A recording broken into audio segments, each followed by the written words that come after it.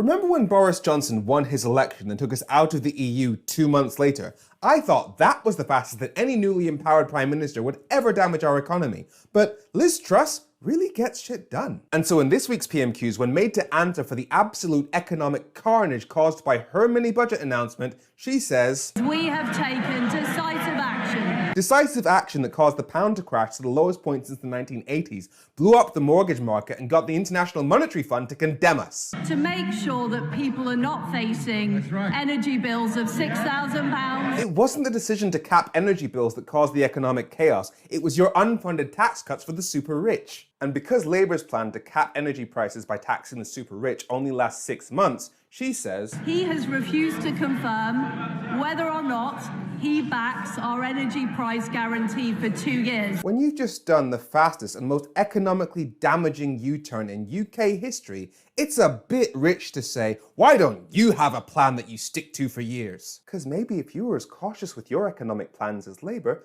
you wouldn't have to keep going back on them. And what we're making sure is that we protect our economy.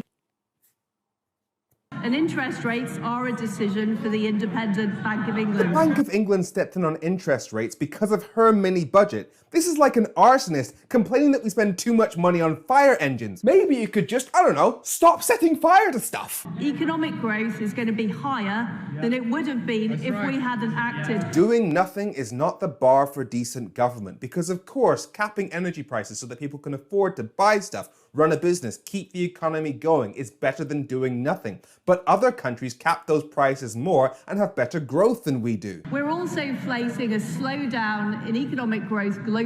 That doesn't explain why the UK is set to have the slowest growth among the top G20 economies except for Russia, which makes sense because the entire world is putting trade restrictions on Russia, whereas you chose to put trade restrictions on our own country, which according to your own government has wiped £100 billion a year off our economy. You are the anti-growth coalition. I think the last thing we need is a general election. Yeah, with your pro-poverty policies giving Labour a 33-point lead in the polls, the last thing you need is a general election.